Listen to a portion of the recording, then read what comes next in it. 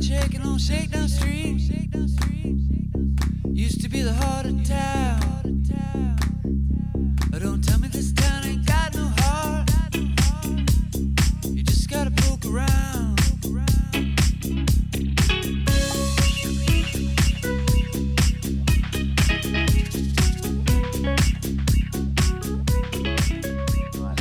Otherwise, you're gonna knock it. Something's gonna happen on the podcast.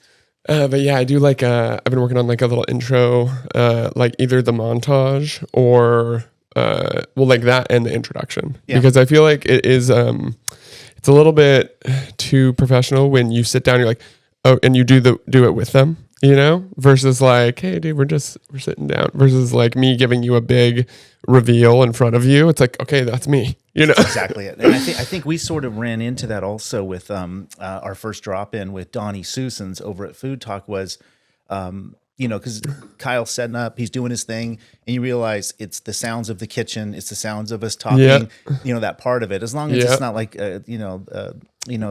admitting to a murder like happened on a documentary I watched on a hot mic, that can happen. But if you're just kind of rolling in, this is just us on a Tuesday. Yes. Well, what I noticed is that the first one I did, I was a little bit more like, I want to make sure he knows he has notoriety, like that I'm like a valuing him sort of vibe.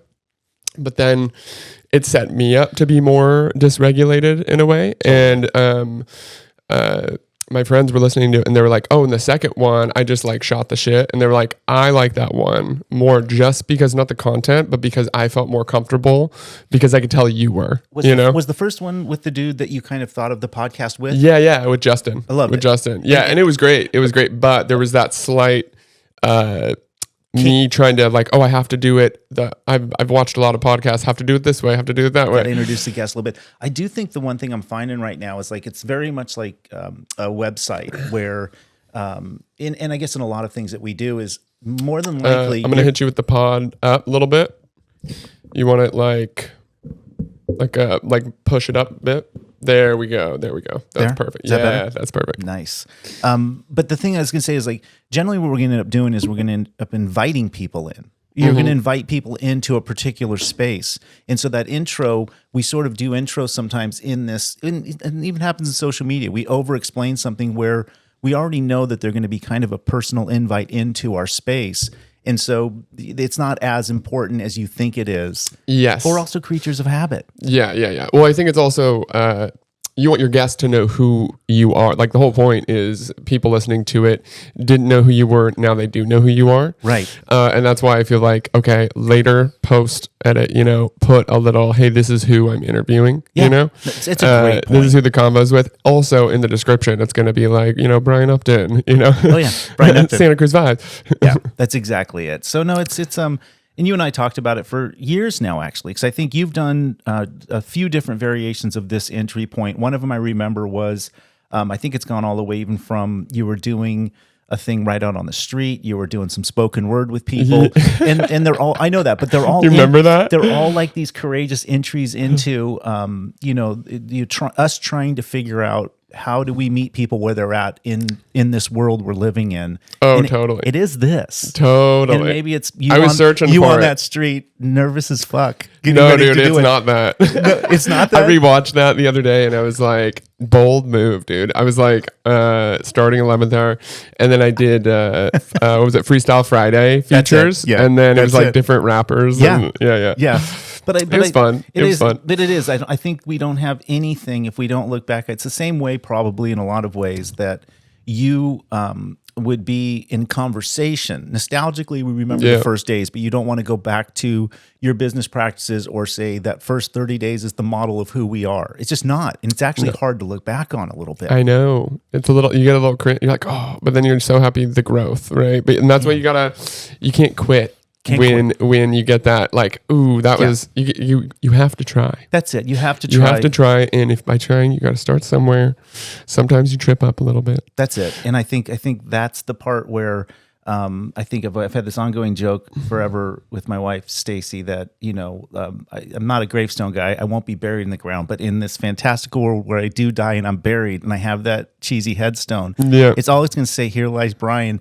And it's going to say misspelled, "He tried real hard." He tried real hard. I love that. Because that's it. TRYED. What, just spelled wrong, and maybe it's kind of scratched in, and maybe I it's like love that. But I think that dude, I want to let you know I've thought of that exact thing. Just trying hard. Your gravestone? Yeah, my gravestone. That you won't have. You're probably like me. You're not going to probably, probably won't have it. So but if I was to. What's it going to say? It's going to say, "He tried." It did? Yeah. That's it. And it's just like, and I think the misspelled and maybe scrolling off, like somebody forgot what they were supposed to do. I want mine to be sort of like it trails off a little bit. Like the person that engraved it wasn't even trying as hard. Like you would think the person that engraved it would be emotionally connected to the message, but they lost their focus. They lost their focus too. So speaking of trying, sir, I would love to chat about all the things that you're up to. I also would like to go back a little bit and just start at the beginning of kind of you in Santa Cruz. Wow. So yeah. When did you first come to Santa Cruz? Were you born in Santa Cruz? That's actually a good podcast story because I don't tell this a lot. I can't officially say I was born and raised in, this gets very technical. I wasn't born and raised in Santa Cruz. Okay. I was born in Oceanside, California. My dad was a Marine, and down south. My mom's water broke in Capitola. But because of their insurance, my grandparents drove her down when the water broke the 7 hours to Oceanside while she was in labor to get all the benefits of the military birth down there. No way. And then it's still the military. They don't fuck around a lot. And so no, I was not born and raised here. You were not born and water raised broke here. So splash, Brian was sort of. I announced my birth here. Now they're doing these. There's parties for everything. There's baby moons. There's all this shit they do. I announced my presence. Yes. You were like, "Hey guys," with authority. I am just claiming my territory here. Yeah, and then they went down there, and I was right back up within like 36, 48 hours. So, okay. And you know how Santa Cruz is. It's like I've got a lot of my friends growing up, like, they kind of know that story because I'm very forthright with it. And it also gets into a narrative where down the road we'll talk about it, is the local. What is a local? What conversation? is a local? And that's a forever one. So, and we can get into that. But I think that is really just anyone who's committed. That's exactly You know what I mean? You don't have to be born, water broke here. I wrote an editorial a few issues back, and I think the one that Jen pulled out, or the pull quote we pulled out of it, was maybe being a local is that you're here right now. Yes, absolutely. Because by definition, it can mean that you're here right now. Yeah, so I think that that you are here right now, like present. You're committed in a way of like you're invested in the culture. You're invested in the success of the community, or the scene. I think that first word you said, present. Present, yeah. You're present here. Absolutely. You're present here and you're engaged, and that means that you are, again, probably the common theme is you're trying hard. Yeah. At that point to be it. Yeah. So born down there, brought right back hip here, and then that's where the beginning of the born and raised here started. Born and raised here started. My dad was a cop in town. He was a really? He was the youngest. He came from after Vietnam. He was at that point. It was like 6 months after he was hired, they started the policy hiring 21 and over. But he was actually hired 2 months short of his 21st birthday at the PD. And his career was a 30-year career. Wow. Homicide. During some really interesting times, and during serial killer times. He was a beat cop, and he was just on the back end of homicide towards the end of that. Whoa! But that was one of the most interesting things. Is my age, because I'm old as fuck. Is that I do remember, sort of the dining room conversations during all of those times with Frazier, Mullen, Kemper. Yeah, it was happening, and those were. By that time I was 10 years old. My brother was 12, and so we had those conversations pretty actively at our table about what was going on. And I was kind of, I always bust my dad's balls. It's like, and we were just running around town. And he's like, "Well, they weren't killing kids." He's like, "You were fine. They weren't killing kids." And I'm like, "All right." But it wasn't as dangerous for everybody as you'd think. Yeah. And the fucked up part was like during the worst time in my life, from like 7th, 8th grade till my junior year, he was the juvenile detective in town. So he was arresting all my friends. No way. Oh, yeah. Was he like posted up at like high schools and No, stuff he like was that? he was the guy down there, and so he would kind of get the other side of it. Him and one partner, Julie, they ran the juvenile department, and mostly it's just he was because we were just Santa Cruz, we were kids, and I always tell the story. My dad either coached you because he's a football coach, he arrested you, or he taught. He taught at all the high schools, and he taught at Cabrillo, criminal justice. And so were you running around with kids who were getting into trouble? I was getting in trouble. My brother didn't. My older brother didn't, but I was the one where. We'd be out at Wrigley's, we'd be out, in an empty lot and doing our shit. And you got a beer bong with you. More than that, and sometimes it was more than that. And we would kind of go through the first part of the process, and then eventually we'd give our IDs over. They'd realize who we were, and they'd be like, just sit here, and we were emptying beer bottles, and we were so cocky and confident. The thought of going home to my dad was worse than being arrested. We were you lobbying. Were like, please take arrest me. Arrest me. Please arrest me. No, we just called your dad. And I'm like, that for some reason that was way worse than absolutely. And that was my life though. I mean, I guess going. Yeah, I was the same way. Same way. Oh yeah. I got arrested on the golf course in Seascape when I was in like 8th grade, like by a bunch of cops. They thought we were stealing cars, but we were just sneaking out to like go to a girl's house. Yeah, and then just a series of I feel like Santa Cruz. Have you ever watched Euphoria? Yeah. I feel like Santa Cruz High School is like it. I'm like I had a little bit of Euphoria, and that's really interesting because you and I. This is why I love our conversations. Is there's a significant gap between our existences here in Santa Cruz, but there's a common thread, between if you're a kid in Santa Cruz and you live here, the culture is overwhelming. You don't know that as a kid. You don't, when you're a kid, you're not thinking so much in 7th, 8th grade, oh, this amazing culture here, but you're being brought up in it. You're sort of like, absolutely. And you're experiencing it. And so even though there's a gap between us, the high school experiences overall, there's a similarity. I think so. I think so. Like I didn't know until I got out of high school. I was like, oh, this wasn't the norm, Like I feel like a lot of whether it's because of it's a surf town, the culture, right. the I don't know, the lax parenting. It's something about it. Like it. there was like, I feel like a lot of friends I had like later on in life, they had a very tame high school experience. It's a standard. Like when you tell, like even the story we'll tell right now, growing up here, there's something about it when you tell the story to other people in the real world, they're like, yo, that's not even, and not that they didn't have good high school experiences. Right. It's not Santa Cruz here. It's very unique here, what's going on. So dad's a cop. Mom, your parents are together. They're together. They were together. Yep. They were married. My dad passed like 3 years ago. They were married 56 years. Got married at 17 and 18. That gets into somebody else's history. Super tumultuous. They're sort of the whole reason he went to Vietnam was sort of my dad was a really good athlete, like a swimmer, going places to college, even like Olympic trials. So did he get pulled from college? No, he was in high school. He was younger than my mom, and it was his senior year when he met my mom in the fall of his senior year. But really, this is some deep dive Upton shit right now. No, it's just great though. I don't give a fuck. It's like, but his parents they basically wanted him broken up. They were doing everything, talking to my mom's parents, like basically offering him money to go to college, other places. Like break up with this girl; she's going to screw up all your plans. And the short version of his story is he, like a punk ass 17-year-old, said, "I'm just going to go to Vietnam," and his dad called him on it a little bit. Said, "Well, pack up your toothbrush and your shit, and I'll drive you up to Oakland," which was where. And his dad, the story after this was the whole time it was a bluff. I'll sign you off, because he would have to sign off because he was under 18, right? All of that stuff. And so he basically was like a month or two, whatever, from his birthday, and went up there, signed in, went in, and went to war. And it was he never went home. Oh my God. He married my mom like in the Christmas after that, but he never went home.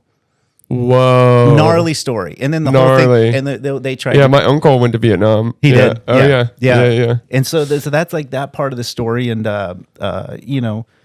And so, just to wrap back into your story, so then you graduate high school from what high school? It's called Morello Prep. It's where Gateway is by the lane right now. Oh, got it. The 2-story building right there by the lane. Cool. Back then, it was like for 25 years it closed down, but 25 years they were trying to get like a private school kind of going under the diocese. I went to Holy Cross up here on the hill. Got it. And so, which is again, all these Very ones, cool. all these ones end up being completely separate podcasts. But 8 years there set me off on a journey to basically not have belief in that. Yeah, absolutely. As one does. And that's not unique. Yeah, That's absolutely. sort of my journey there. But And then you go to college from... I played football at Cabrillo for 2 years. Played football. Let's go. And then I had a scholarship to go to Cal Lutheran to play football. And I got an invitation from my buddy, who this is kind of the little football part of my story, is dude that was 2 years ahead of me.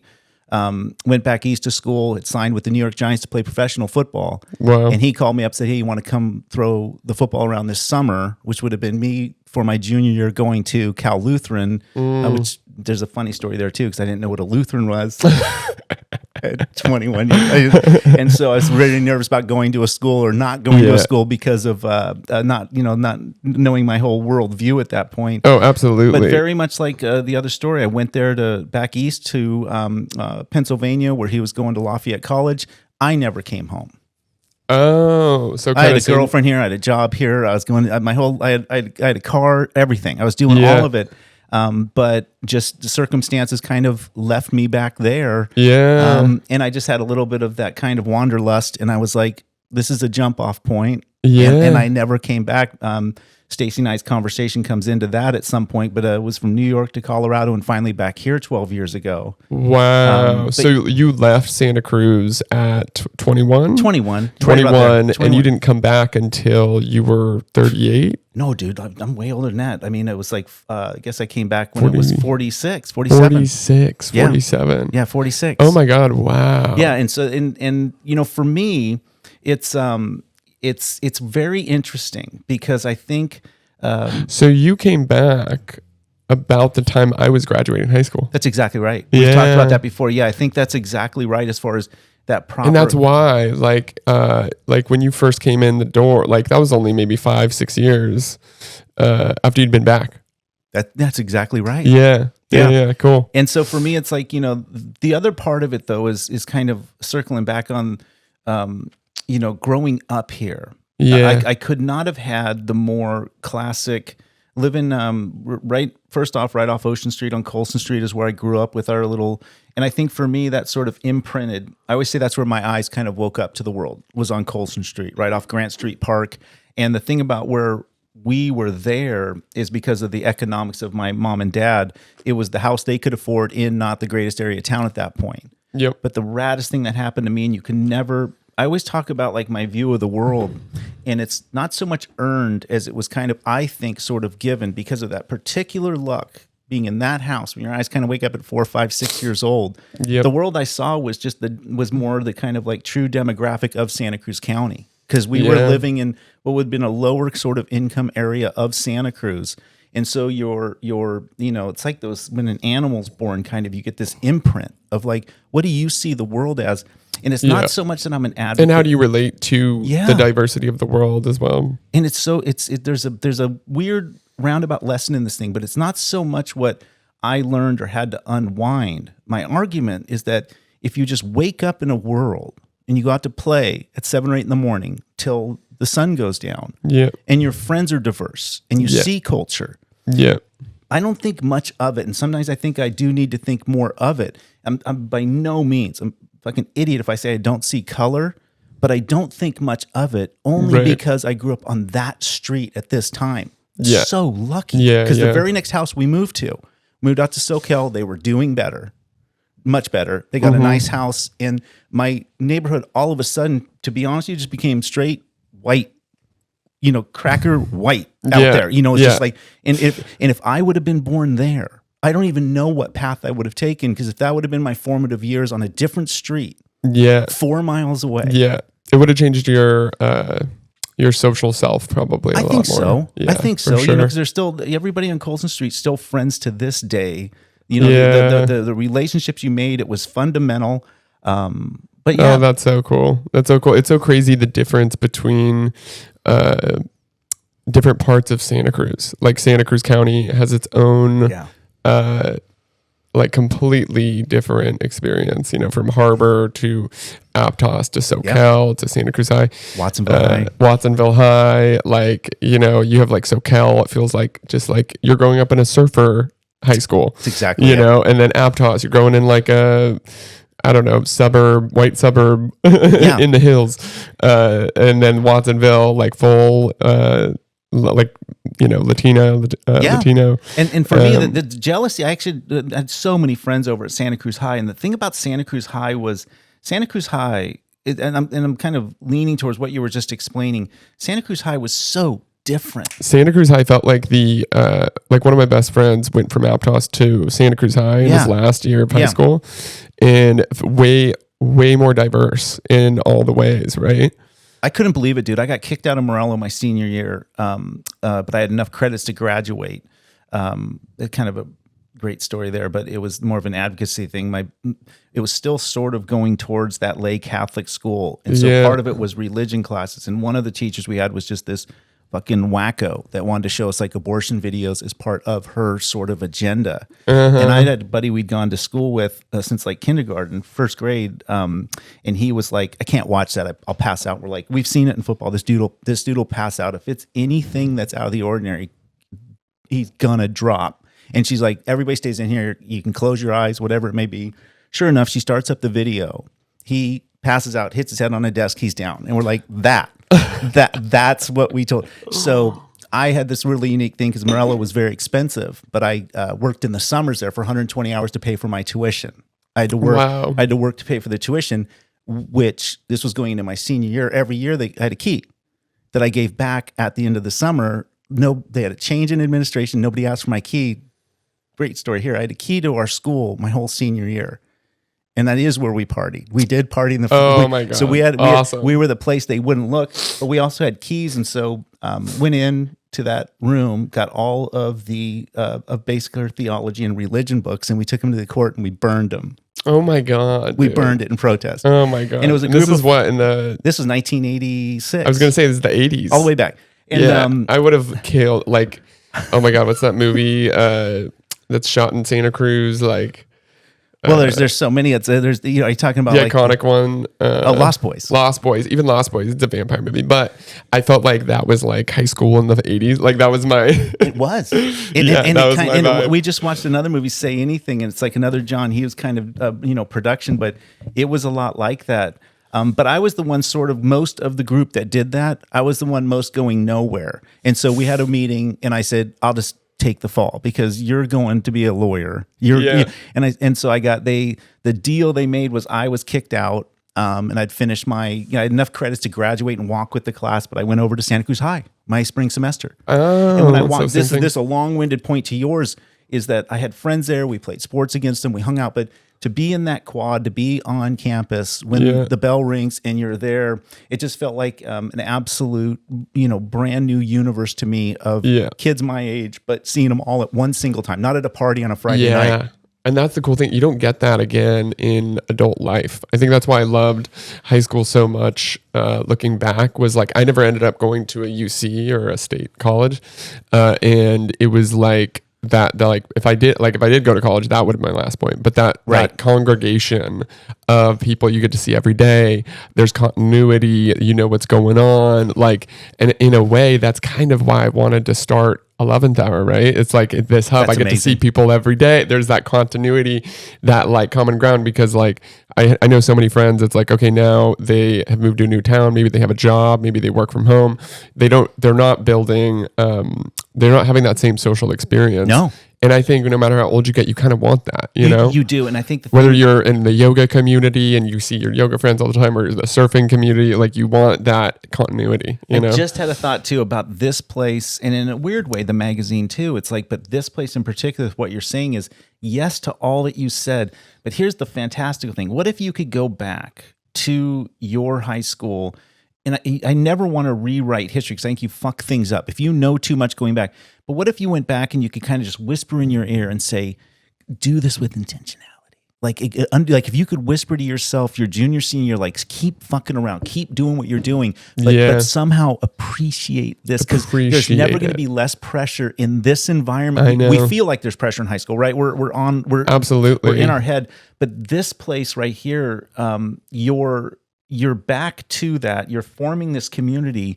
But on top of that, you do have these quiet moments with a cup of coffee where you have intentionality. Yes. You're aware of it. Yes. Yeah. And there's more of, not being present for it. You're more remembering how great that was, but that's with your brain right now. Most of the time, and you might have been a different kid in high school. I think you probably were. I was, luckily, because of my dad's fucked up job. I was at a young age much more aware of how fragile life was. Mm-hmm. When you're the son of a homicide detective, and you're the son of a cop, you're hearing shit at home, and you're like, "Oh, this isn't permanent." Right. This and so that made you have like maybe a little bit of a different level of present for like, oh, I love this. Yeah, a little more. Yeah, as much as you can. There's two things. There's another pin there. There's another story that I got lucky with. There's two things I got really lucky with perspective. One of them was just overwhelmingly my dad. And once a case closed, like when I got old enough, like in high school, once they kind of took it off, like there was a terrible murder right here at the Greek Orthodox Church across from the library, like violent. Once it's closed out, I was able to go in with him the next day. Blood everywhere, things on the ground, but it was closed. But he was kind of doing follow-up. Murder down at the boardwalk. We followed blood all through parking lots, along the train tracks, died underneath the Lost Boys Bridge there. Oh my God. And he's processing it, because you can kind of see things you don't think about when you're 14 or 15 years old, is like, he's standing here, is what my dad would say. And then by the blood drops, you can say walking, he's running. Whoa. And you can kind of, then so they're kind of getting a sense of what was this whole scene. Not so much this dude got stabbed here and died there. Right. What happened was there another kind of altercation? And it's just very fascinating to me. But that's so wild. Yeah, but you can't help but go to sleep at night going like, that was a 17-year-old kid that died there. Absolutely. And I'm 15. And I'm 15. And so, and you think about stupid exposure early in life that does something to you. Like I even remember when I was in fifth grade, one of my classmates killed himself. Wow. And he lived down the road from me.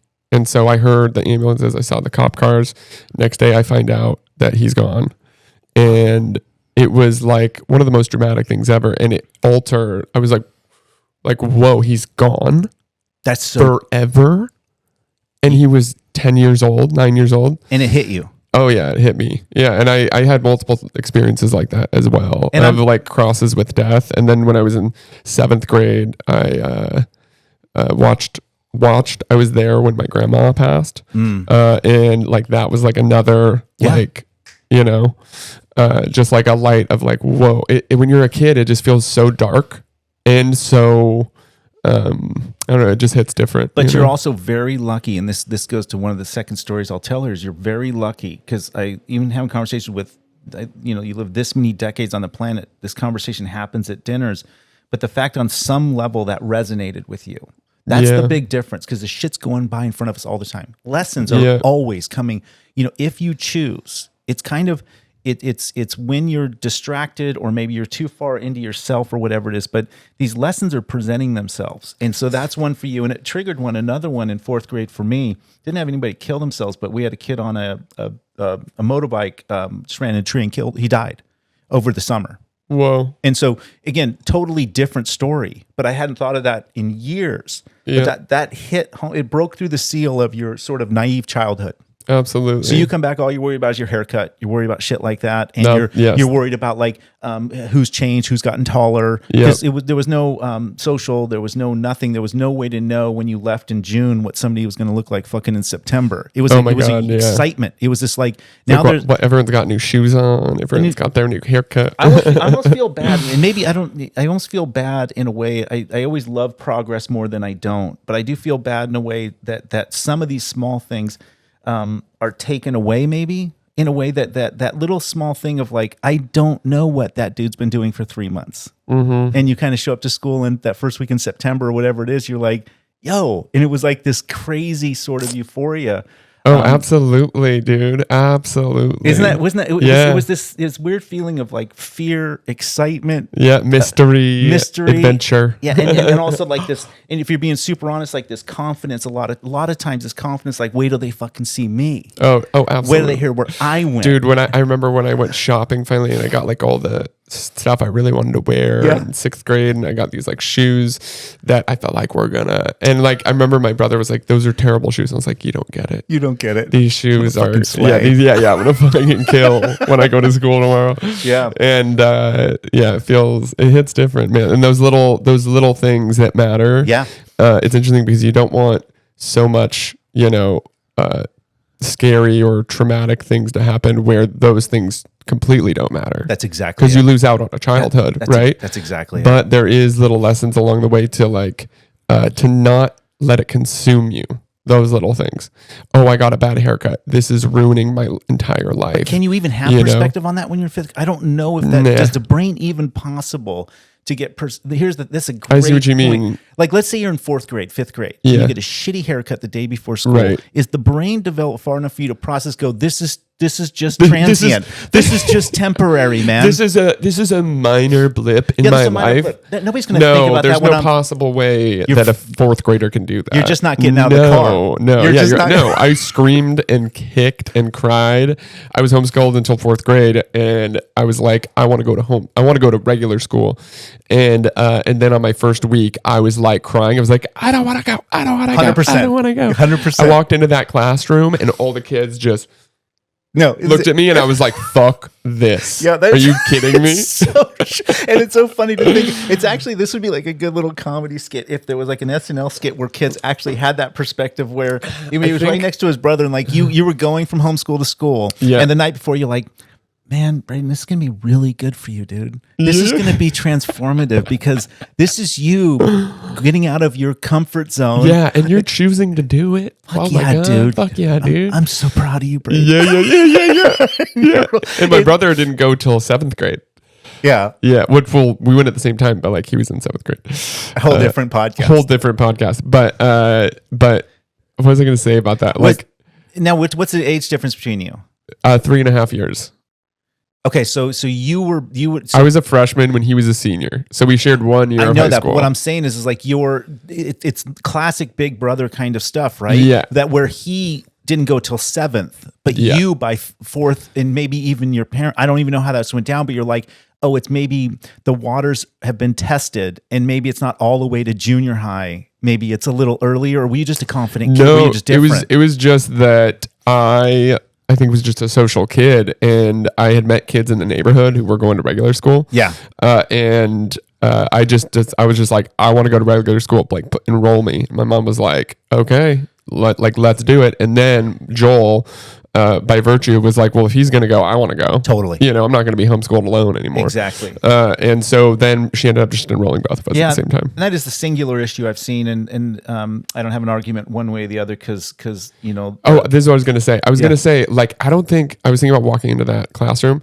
I don't think that adults or teachers can ever, as soon as you're an adult, you can never fathom just how visceral and intense it is to be a kid, like their experience, how actually scared they are to walk in, and like the parents were like, oh yeah, but it's okay, like not a big deal. But inside, when a kid goes to when those younger years, it's so real, everything is so real and intense, and there is no perspective. There is no, and they make fucking billions of dollars off of that concept in movies. Polar Express, book, Peter Pan. Oh yeah, these concepts of forgetting what. That's the thing about it. I tried so hard as a parent. Like we would beat the shit out of ourselves because I was so committed. We would beat the shit out of our kids. I would out of ourselves. But the thing that Stacy and I, as we were so young when we had the kids, 21, I think we were. Yeah, Taylor, you guys sent it, dude. Young. We did send it, but we were very aware of that Peter Pan effect, the kind of like that world of like, don't forget at every point, no matter what we want to say to that kid, we've always we could. Qualified shitty parents at different times. It's just so hard to do. You don't do anything perfect, but the one thing we always talked about was like, most of the time, let's try to take a beat. Let's try to slow down and as much empathy as we can. Be 12 again, be 8 again, as we're parenting these kids. Because you're exactly right. I'm blown away by how many parents' words come out of their mouth. I'm like, do you fucking remember? Do you remember and I never give parenting advice, but I can observe it. And it's not so much what I would or wouldn't do as a parent, right? But the number one advice, if I do give it, is just remember.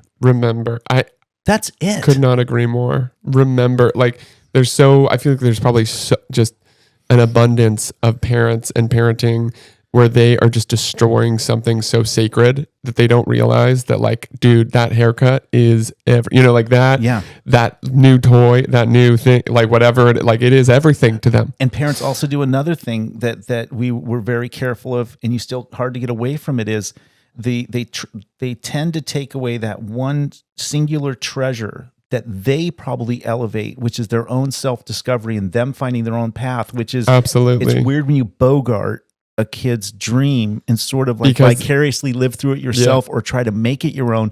It's the single worst thing you can do, because it is how the stoke we had for figuring out stuff on our own. But a lot of parents, because of fear, and it's especially the like, this was my thing, right? This is basketball changed my life, so it's going to change your life. That's exactly. Or like I didn't make it as a video game designer, and so like you have to make it as a video game designer. You're 100% on it, and it's a real temperature thing. But go ahead. Oh, I was going to say, I was just in Costa Rica meeting with my farmer, and it's so relevant. He has 2 kids. He's 39. He has a wife. They live on the farm, and he has 2, like the kids are 9 and 5, and he was telling me about how he raises them, and they live on the farm, and he was like, I take them surfing 3 times a week. They love surfing. They love skating. They will not take over this farm. They will not be coffee farmers unless they want to be coffee farmers. That's it. But I never thought I was going to take this over from my father, and all my other siblings didn't. And if I didn't want to, my father never would have made me, And so if they want to be a coffee farmer when they come of age, that's on them, but I'm going to give them every opportunity to do and chase whatever their dream is of making it. That's exactly. And I was like, for a dude who's, running and growing the coffee that we roast, to have that POV, and they live in Costa Rica in the mountains on a farm, and he will send them to California to go to university if he needs to. Like, he will do whatever I love that. he can. You want to be a pro surfer, you can do it. Yep. And that's what, like, one of his kids, his daughter, really wants to be a pro surfer, and she is shreds. I went surfing with them the next day after the farm tour, and she's just shreds. And he goes out with her. He's been going out with her every day for like 5 years, and like he's like, that's her dream. Like, I'm gonna make sure she has the best opportunity. Yeah, and I think what it ends up being in hindsight, and even as we were doing it, sometimes. Again, another one where I don't jump in a lot. I think there's qualified arguments for getting started later and having your shit settled and then starting a family. And I think that is in the Harvard debate team thing. The other one would be like, get started when we had kids, when our brains weren't developed. We didn't know what the fuck we were doing.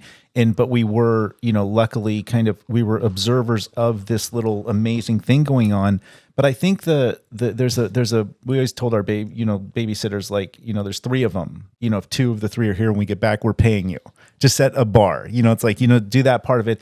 But mostly what we talked about is like, it's sort of like a pinball machine kind of thing, or it's like bumper bowling, which is like one side's death, the other side's being arrested. And I'm talking about the real life raising of a kid. Right. Really, it's their journey.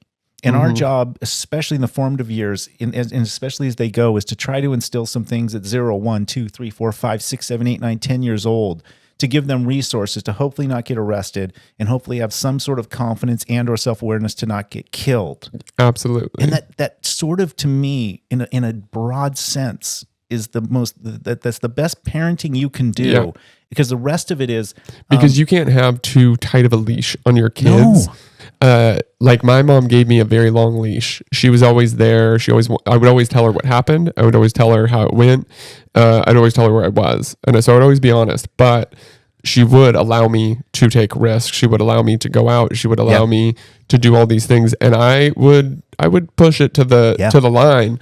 But I learned a lot about actually how to be safe in so many situations, and like for the kids that have been, very coddled, like have more chance of accidentally in a situation they find themselves in, when they don't have the street smart, of like, oh, I've never been in that situation, so I feel like if you give your kids the opportunity of experience, that is going to create more safety than, limiting. That's it. Your mom's rad, by the way. I really enjoyed it. Yeah, you've gotten to hang with her. I got to know her, but I've hung with her a lot earlier on in my relationship with you guys. And I can almost, as there's two different worlds that exist. There's this like big gap, business owner, you're rad, and we have like the same kind of ethos when we meet, together.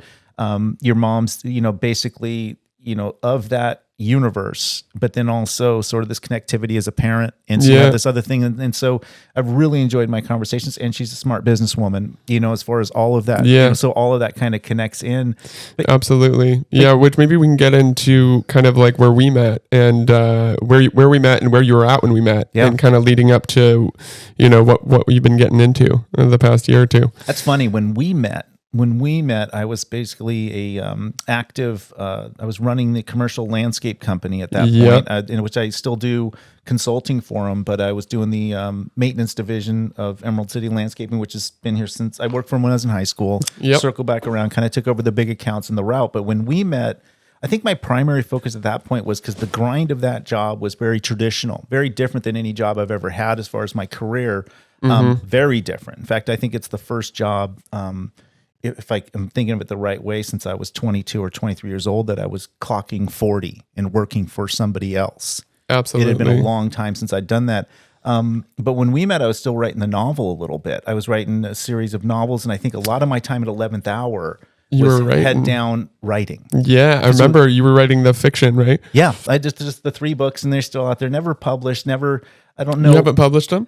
No, that's not my, it's so funny because I think eventually in a quiet time, they're ever evolving. It's always evolving because I started writing them in 99. There's 3 books and all the characters, all the art's done. It's all in there. The narrative's the narrative, but a 1999 narrative, as future thinking as it was. Yeah. Because there's some simulations in it. There's alternate universes, all of that fun stuff in it.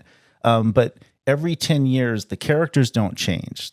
The plot doesn't so much change, but the technology changes. And so that's the difference in the novel is the rewrites are more a reflection of 99 to 2020. Like the last rewrite I did was like 2 years ago.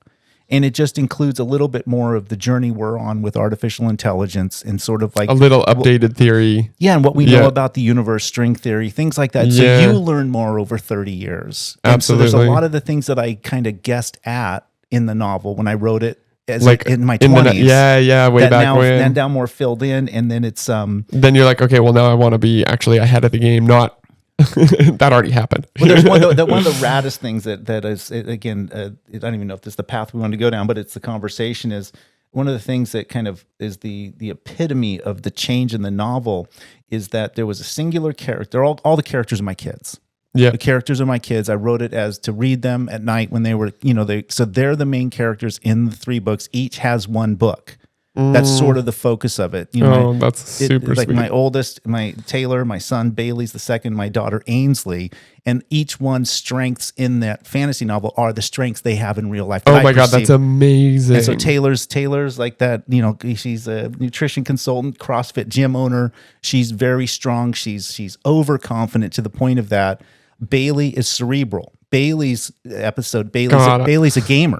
And so Bailey's challenges are as if it's in a game and things like that. And Ainsley's a singer. Oh my God. So Ainsley kind of brings it all Ainsley, together. the artist. In the 3rd book, the artist and her song, it's called Ainsley's Song is the name of the 3rd book.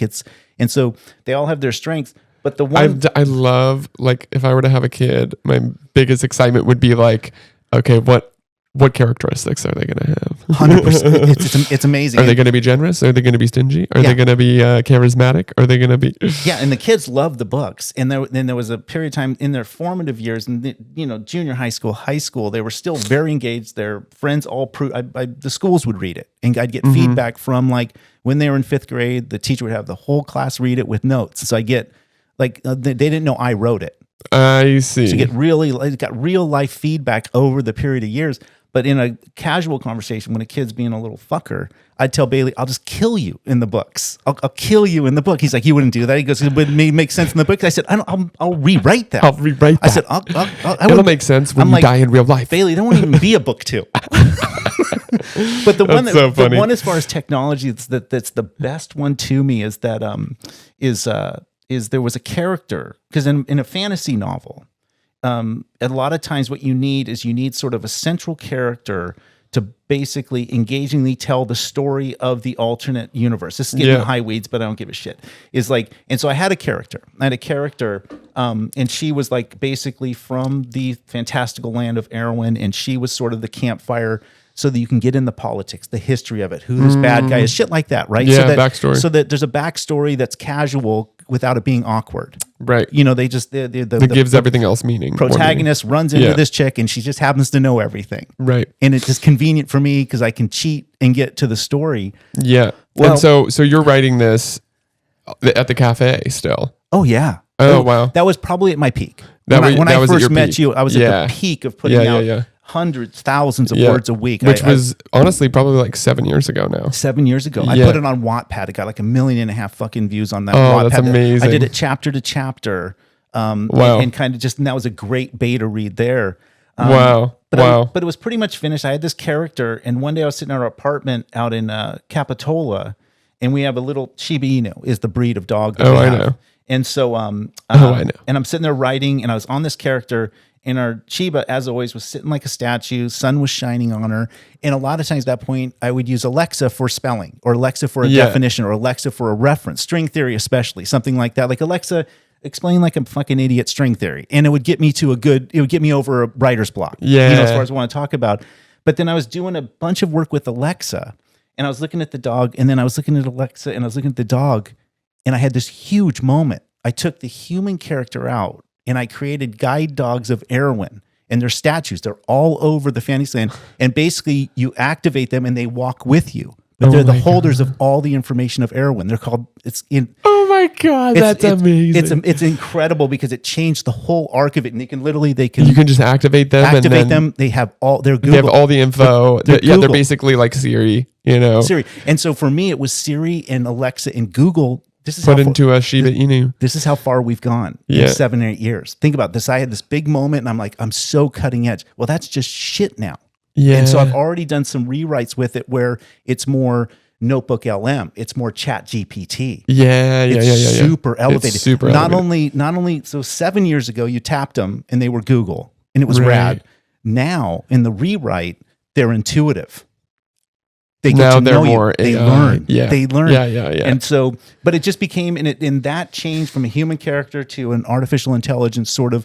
It's still a physical. They're statues, stone statues, till you tap them, and they walk with you until you basically put them on the platform again. It's pretty sick. That's so cool. That's so cool. It reminds me of like a Rick and Morty episode or something. But it's just fantastical. So very cool. Getting back to that's when we met. I was weighing that, and you introduced me, or Joel introduced me to that little writers group that I met with, and that kind of came and went over, especially over COVID, got a little sketchy. And kind of broke up after that. But Then you invested in Doge and told me, and I was like, dude, it was during COVID, and Brian got into crypto, and he was like, well, not really. I just bought Doge at a really good time because of your dog, probably. I did. And it was so funny. It was my boss was playing around with it, and he says, hey, one of these cryptos has your dog. And he's like, I'm like, which one? He's like, this doggy coin. This doggy coin. He said, this doggy coin. I'm like, doggy? He's like, yeah, DOGE. And so for 2 years, I owned doggy coin. Yeah. But then we find out it's Doge. And it wasn't until COVID that I bought it at, and I know the numbers. I don't know the exact price it pointed, but it was 0.00000 whatever. Right. Because I had $62 in my wallet. So I just bought $62 of Dogecoin. Insane. Way ahead. Insane. And it was pretty far into COVID. And he's like, yo, you still holding on to that Dogecoin? I'm like, yeah. And Touchy goes, have you looked at it?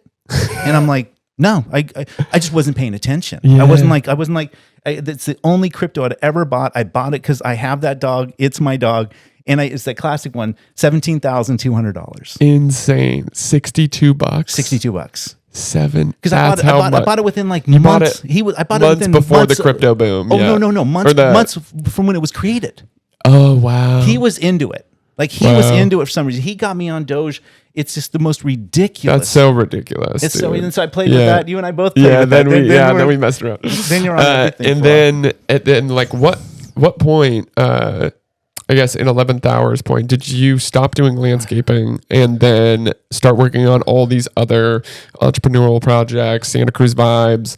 I know before Santa Cruz Vibes, there was Totally Tubular, which was the first project we were going to work on together. Yeah. But what was the first thing that pulled you away from landscaping and being like, I'm going to do this in my own thing more time? Yeah, I think the when we would have met, you wouldn't have known the other Brian, but this gets into the stories that all I've ever done is my own businesses. Like I said, the landscaping Brian, the fantasy novel writer Brian was this new iteration of Brian. But before that, my whole life from has been my own businesses. Like in my 20s, me and my buddy basically started a business where we bought distressed credit card debt from large banks, resold it, turned it into $1 million company. He took everything, went to 7 years in jail. Oh my God. Took $6.5 million. Different podcast, different story, took Holy everything. Shit. Bankrupted me and Stacy all the way at the bottom. Oh my God. FBI investigation on him. I testified against him in his trial. Wow. He took everything. And He took everything. But that was the beginning of my sort of, I like to do my own shit. And then you got fucked for it. Hard. As hard as you Yeah, I can see why you went back to landscaping. But in between then was all the other, the other businesses, which is, for me, I owned a toy company, with plush and plastic toys, where we basically created it for national accounts like Crane Toys and Plastic Toys. But, but we did that, and that was fantastical and amazing. I worked with Red Robin and Buffalo Wild Wings corporate, and did all of that. Oh, amazing! And then when it was hot and young, I was doing converting websites to apps. This is probably when you're still in high school, back in the late 2000s. That was very lucrative. Early, it was very, and so I was in that for a while. Make sure and have the mic a little bit. Sorry. Yeah, there we go. There we go. I'm drifting away from it. But and so but as far as the transfer over, it was in the middle of landscaping. My buddy Garen from high school wanted to start the Surf and Skate magazine. Yeah. And so I kind of was over his shoulder with that, learning the fundamentals, but sort of just, I was doing more the administrative work of it, definitely kind of like curating it as far as the overall, from an advertisement standpoint and a marketing standpoint.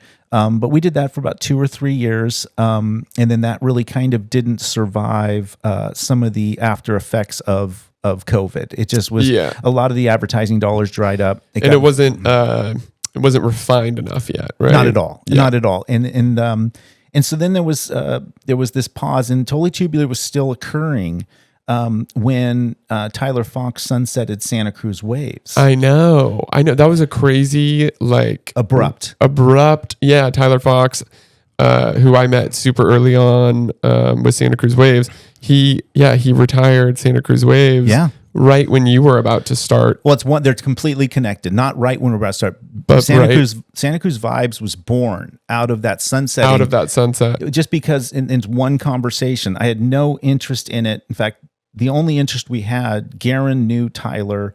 We had talked to Tyler about different possible ways that we could keep the brand Santa Cruz Waves going, where he could write the editorials, we could distribute it, sort of 2 or 3 different options of like, how could we keep this going? Because my thought for Garen at that point in particular was that the edible Santa Cruz Waves created a great space for Totally Tubular. It was the Not That magazine. Right. And that was what our base was. It was like, we're not that, we're a totally different demographic, and it kind of worked. And then Tyler was rad. We had a couple different conversations. Yeah, he's great. And then eventually it kind of settled on the point, like, I'm just going to kind of sit on the property. I'm going to basically, who knows what's going to go on with this new. It was perfectly great. And that was kind of where it was dying on the vine. That's sort of where it ended. I'm like, I'm not going to I'm already invested a little bit in Totally Tubular financially, and from a a sweat equity standpoint, Right. The prospect of that big of a magazine, not knowing the industry, Right. that's kind of where it ended. But then on Monday, I got a call, friend of a friend got us a call with Sadie Whitkins, who was a sales rep for Santa Cruz Waves, has a very good catalog. Had lunch with her, with my founding member of Vibes, Jen Poley, and we pitched the idea of a magazine that didn't exist, a magazine now. Because she was taking interviews with Edible, I think Good Times Again, a couple places over the hill, because she has this catalog of clients that wanted to get in and stay in print. And she sat on it for a week or so and chose us, a magazine that didn't exist. And our first order of business with Vibes was, to not be, the space was opened, but we didn't want to be that. Right. That's it. I said, because we would just be kind of like, it'd be the weakest move. Right. If we just kind of elevated Totally Tubular or whatever it may be into another surf culture magazine. Totally. And so the idea was there is that we take a beat, but hardest part about that, dude, was that Sadie, the reason she was bringing her clientele is because she basically was a quarterly ad sales rep for print for the last 15 years. Is Tyler kind of sunsetted it. Time was July 1st, basically, for the summer issue of her clients to get a magazine. Oh, wow. We had weeks to hit, for her to sell and stay on, or because she needs to pay bills. Right. So her clients were going somewhere. Right. And so you guys threw it together 4.5, 5 weeks. 4.5 or 5 weeks for the first. Wow, that's crazy. And then it kind of settled in, and we from there. But it was more, I always tell this story, like if Margie or Ken Whiting ever shut down the churro stand on the boardwalk in the middle. Yeah. I'm opening a churro stand on the boardwalk. Yes, absolutely. That's it. That's it. Yeah. The Vibes was really born of that. And for Santa Cruz, there has to be a magazine for Santa Cruz. I totally agree. Yeah, Santa Cruz culture. It has to be, it's and the Good Times, right. The Good Times is not that. We know what the Good Times is. Yeah. A staple. It's news. It's restaurants opening. What's going on, and then you have Lookout, which is an amazing, award-winning now. Daily on it news, digital. Yeah, which is amazing. But then there is where is Santa Cruz culture, right? Yeah. Where's the magazine for Santa Cruz culture, surfing, skate, what's going on, artists, bands, Yeah, and our big hook from the beginning was not so much, as we were building the idea of what this magazine was. And again, this goes back to bring it all together. My dad being a cop, and basically who we knew growing up, like in my house, barbecues when I was like 10 years old was Nani from Barrios Unidos in my house. Unidos. Yep. And he basically, him and my dad was a gang officer at that point, and they were deeply connected in the late 70s on kind of like lifting the community up, bringing the culture together. Yeah. And so for me, one of the things we did and the outset of Vibes was to basically make a pledge that 20% of all content we would abdicate to nonprofits in the magazine from issue 1. And it was sort of it wasn't so much an intentionality of like, let's make this big change in the world. It was more, I think that was the fastest path for me to reflect the actual community, was to get myself out of that space and let these nonprofits in particular write their own content. Absolutely. Yeah. I mean, that's the best way to represent the values of you in the magazine right away. Yeah. And I think that like around anything that is especially not a consumable product, you really need the culture to build it up. Yep. Otherwise it's just, it's kind of like Facebook early on. It's like, make it cool and then it'll be profitable later. That's it. And that's what I've always thought with 11th Hour. I'm like, we need to make it cool. We need to make it something that people want to be a part of, contribute to, and they like that I feel cool for being a part of, that's a huge part of it, right? Yeah. Connected. Yes. And once that happens, the money will come. That's it. The money will come. But if you try to, obviously, I think that I don't like when entities try to say it's a not-for-profit, like that, or like not say it, but like they're not trying to make it profitable or capitalistic, and they go against that, because it's like the more money that goes into this entity, the more everyone wins. The more exactly that you it. can treat people better, the more there aren't issues with how you treat employees or blah, blah, blah, blah, blah, is when you have the actual resources to treat people right. But it's a give and take of it is. let's be honest about that. But then let's also make sure that that is not, our money is not our focus. It's not. Values are our focus. Yeah. Community, building people up, including ourselves. That's how we came up. As other people built us up, we want to build other people up and put them on. But also we make coffee. That's exactly it. And the one thing about you said in there that really resonated is that, one drum beat at all of our, basically every event, almost every editorial, one of the constant themes that we're pushing out there is in the actual sentences to put nonprofits in a for-profit space. Because I completely agree with you on one I heard level. you say that. And I think it's part of this conscious capitalism sort of, it's under the umbrella of conscious capitalism, which is, on your way to transacting, you can do fucking good. Absolutely. And they can absolutely exist side by side. And there's great, you can put it in the notes of this thing, but there's some links I can send you for some really good speakers and some people that live this and they give you the practical nature of it. But there's really no excuse for on your way to turning a buck. Yeah. That you can't create a culture and do good. Yeah. You don't have to be poor and you don't have to be struggling financially to be moral or ethical. That's exactly it. Which I feel like people, I don't know, maybe it's people that can't figure out a way to be, or whatever it is. I feel like I see like a certain level of, there's a camaraderie that comes with struggling and being an underdog and being not quite making it yet. But then there's a little bit of a chip on your shoulder of like, that doesn't mean that you have to struggle. No. To be morally just or to be ethical. You can be sustainable financially. Doesn't mean you're exploiting or taking advantage, of that non-for-profit. Yeah. And I think that, there's just a line there that I think that, especially in Santa Cruz, there can be that nobody came to Santa Cruz to further their career vibe, but I would love. It's so true, right? It's so true. It's just not the way it goes. But I would love for it to be different. I'd love for people in Santa Cruz that grew up here, that are local, to be able to have a sustainability of living and working here. And I think that's the stake that we've planted. And I think it's actually, believe it or not, we'll probably get in the conversation here now a little bit where. I've ended up being, because of this magazine, media company. That's the one big part of the story is after meeting with Sadie with Vibes, after looking at the numbers, after looking at the cost to put this thing out. Yeah. It's ridiculous. Absolutely. The style that we put out, which is even a little bit higher elevated than some of the other ones on the ground, is incredible every quarter. And so I realized pretty quickly, I always tell the story, I was putting in our organization kind of work, and I had put Santa Cruz Vibes Magazine, LLC. And I just deleted magazine and I put media, because I immediately knew from day one, there was no, I was going to end up going down that same route as some of these other print ones, which is, it's not, for me, the prospect of a free print magazine, coffee table, not throw it away ever, 4 times a year at the price I was getting quoted, right, was going to be, it was going to be great for the community, amazing for everybody that read it, shitty for Stacey and I, from our pocketbook standpoint. So, absolutely. So the goal was there. We kind of had that thought when we first started that it's, we can use the magazine as if this is going to work, the magazine can be basically a loss leader.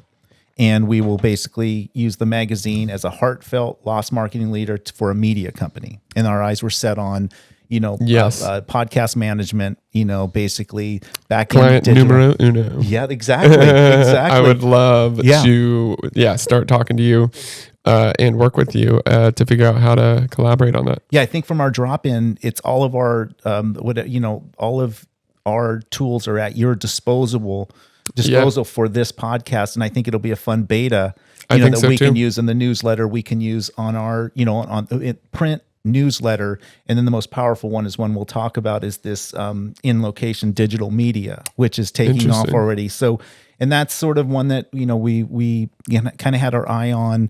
the digital side of it. And I was basically approached a few months ago by Danny Keith, who had run Cannabis TV for years, all up and down California.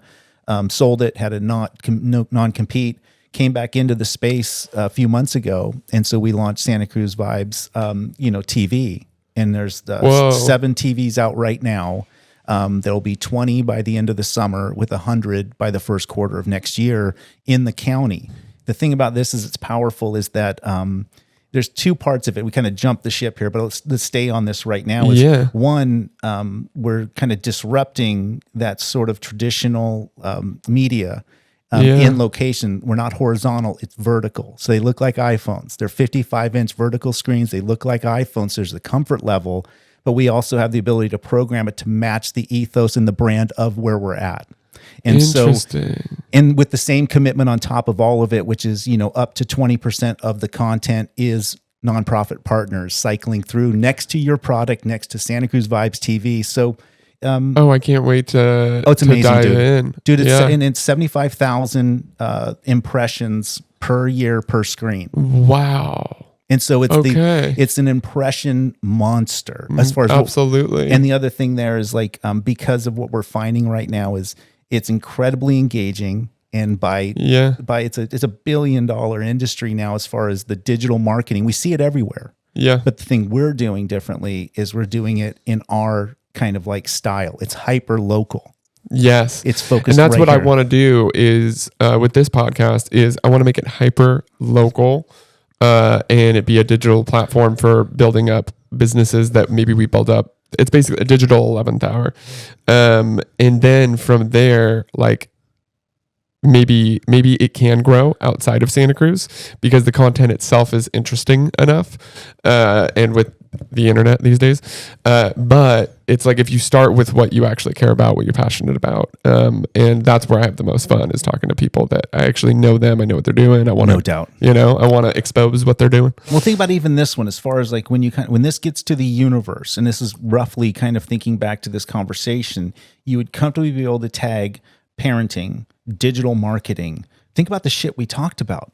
Homicide investigation. Yes. And so that's the beauty of this platform rather than the one which is, I'll get on my pedestal here because anytime in public right now, I am putting a little bit of sort of challenges out. But the nature of this conversation is so organic, so real. And to your point, what we've talked about business principles in this podcast. We've talked about murder. We've talked about parenting. We've talked about fiction and writing, depression and fiction and writing. And so all of this kind of stuff goes into it. And that's for each one of these can be individual sound bites that reach a different audience. And that is what I want to figure out of how really who can edit, because I'm not going to edit every podcast. Right. I'm going to put it out in long format, and I want to do a sound bite of a minute that is all the highlights, at the beginning. Yeah. Where it's these are the things that are going to be talked about, and then into the episode. But I really, really would love to find an editor who can put together those 1.5-minute clips of us talking about the homicide. Yeah. They're talking about, Yeah, I just think you slow roll in with again, there's not a lot of people better right now in that process, in our little world, knowing the community than even our own guy, Kyle, to kind of get a couple out to see what that looks like. Yeah. And without does he do that? Oh, he's the best at it. Really? It's incredible. Because that would be really cool to work with him. Yeah, and it's so nice to know that that's going to be basically our time commitment here is going to be basically broken into consumable bites for use in all. That's our Vibes gig right now. The big gig right now is one event. So let's say you have one event, you have a social media manager, for instance. I know. And I love it. But let's just say that occurs and it happens. And if you have the best social media manager in town, most of the time what's going to happen is they're going to give you that single event, and they're going to break it up into 2 or 3 different sort of formats. One might be vertical, one might be horizontal, 15 seconds, 30 seconds, 60 seconds, whatever it may be. And it's going to have a lifespan on it. It's going to it's going to live in the singular moment from that one event. And possibly it can be collaborated on, possibly it can be shared. But the one thing about that is it can't really be used again because you just look like a dick. You know, if you basically use it and 6 months later you do it, they're like, I think I've seen this before. Yes. Vibes is very... Especially if it's like an event. Yeah. It's like, yeah, that was event like 6 months ago, dude. Yeah. Our model, as we kind of like started doing the strategy 2 years ago, was to take a singular event, a singular investment in an event, like this podcast. And what if this podcast, not only all the things we just talked about, the collaboration, all of the social media variations.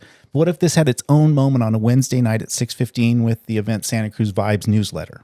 Right. 10,000 locals, 52% open rate, Yeah. 4% click through, new life. Yeah. What if this had independently as a fully fleshed out with a dedicated graphic article, a podcast, had a full article, which we do for ours on the website that's shared in that news. So the podcast itself shared on a Wednesday, reformatted with all the words that are associated with this podcast as a full formed article on our website, shared again in a newsletter. And then what if in that world it also had, as far as a collaboration of all of the podcast management suite, print, coffee table magazine with a QR code to this podcast in front of 250,000 people a year in a print quarterly magazine. Yeah. And what if on top of that, we basically put it in 15-second reels in our digital network in locations? Yeah. You're talking millions of impressions. Yeah. And I think until I hear differently, until somebody wants to go start a magazine, Right. until somebody wants to go start investing in TVs and locations, I think we're the only marketing social media manager partner in town that has that many platforms. Yeah. Absolutely. And we Absolutely. didn't even talk about the last one. We now are managing 7 podcasts, which means that you could have a 15-second live read in Nellie's podcast for this podcast.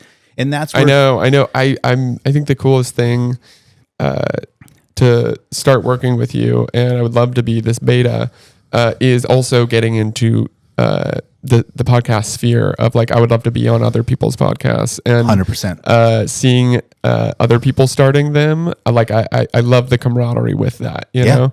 And then having other people on to have a podcast and I get to shout out their, you know, like I love the closed circle of that. There's no doubt. And they all present themselves differently. Like let's say you come on Stacy and I's podcast, Broken Tiles. That's just basically an intimate, basically 3-question. The structure of it is 3 questions, all growing in intimacy. Now, when we do it, and Stacey and I are doing it together, it's literally Stacey works for Sutter Health, and so she's the master of Kelly's Magic Moments. That's what you're talking about? No, Nellie's Magic Moments. Nellie's. That's the surf one. Yeah. Stacey and I's is Broken Tiles. Oh, Broken Tiles is one where we started it 2 years ago, and it was a date challenge that we started. We're just going to share it with the kids, but we ended up, because we had the resources, I'm like, let's just use our podcast equipment and let's do it for real, because this is when we still had Totally Tubular. Yeah. And I said, we're not using it, but let's turn it on. Let's do an actual podcast for this date challenge that she got for Christmas. It was a scratch off date challenge book. It said record a podcast. Everybody's doing it. And so we're like, it was just a romantic. Oh my God, it's like you and your wife, like, oh yeah, like a romantic thing, like record a podcast together. But there's a lesson in this there's a lesson in this for you and I, as far as, you know, authenticity is. And so I said, well, let's not do it on the iPhone. Let's basically set the equipment up. We'll drop an episode. What do you think we should do? And she's like, she always in her purse has these little icebreaker question boxes. Always. That's her gig. Like before this, it's like, she does it at work for meetings. She does it with our kids. Like these, you know, these questions as far as like, you know, what was the most meaningful experience of your life? And that's just an open icebreaker conversation at dinner in Denver with the kids, let's say. Well, she said, I'll just do a series of, there's one box called Intelligent Change, and they have basically these, it's sort of these green, yellow, red at the categories. Green being super easy, icebreaker, yellow, a little more intense. Red is super, you know, fucking real. Spicy. Yeah, and I think in our very first podcast, the red question was, have you ever lied to me? And I'm like, yeah, like for 15 years. And just on the podcast gets revealed you cheated on her. But this is the one. This is the one because like, you don't think anybody's going to be listening, and it's just my kids kind of know this story, but we're doing it as if it's a podcast, and it was just a real story. It had a lot to do with that dude that took all the money. Right. And in our finances after that, I just straight up was trying to just patriarch handle everything. I've got it. So yeah. Oh, absolutely. Your ego, your fatherhood, your all of it, husbandry. You are protecting and defensive. And I could totally see getting caught up in that and needing to lie. Oh no, it's not that bad. I got this, like. And I was in my 20s and I was in my early God. 30s. And so my perspective was gone. God. But from a podcast gold standpoint, I literally was just like, I lied to you for 15 years. And we went on, had other conversations. So the story's this, and we named it Broken Tiles off of another story. I love that name. I'll tell. It's such a great story, and I use it a lot. But it's worth telling. I don't know how we are on time, but we got another 15. That's perfect. So I'll come back to it. So we put the podcast out. We download it. We share it. I do a 30-day trial on Buzzsprout to basically distribute it. Yeah, it's nothing. It's just like 30 days, and I'll cancel the membership. I'll do it up. And so we drop it. I go through the whole thing. It pops up on Apple and Spotify, and I share it with the kids. They're like, this is fucking amazing. And 2 months later, we're in Denver having dinner with Taylor and her friends. And her friend's like, hey, when's the next podcast episode coming out? We're like, what are you talking about? And she's like, we love that podcast. When's the next one coming out? I was like, that was a date challenge. I go back to Buzzsprout when we get back, and we'd had 1,200 downloads of that episode. Wow. And right now to this point, there's 22,000 downloads of Broken Tiles. Wow. And we're not regular. We're not putting the time in. No. We've done that is the hard, if you don't have a regular podcast and you're not pushing it to get that many views is insane. It's insane. Off of a single episode. But here's the lesson for all of us is to this day, when we do drop one, when we really are committed, like with the new world, I went full time with Vibes in January for us getting on a regular schedule. It's absolute transparent authenticity wins the day, because we've managed a lot of other podcasts that don't nearly get those numbers, because I think people smell an agenda. They smell when it's like absolutely right. You want to be a part of something on the ground floor that somebody is. It's not pandering, and it's not. No. It's not a system of trying to blow it up. Like, think about all the biggest podcasts. It's like, no, they grew a community and a following because it was like a pride in being a follower of that thing. And it's, when you see a formulaic delivery, that's it.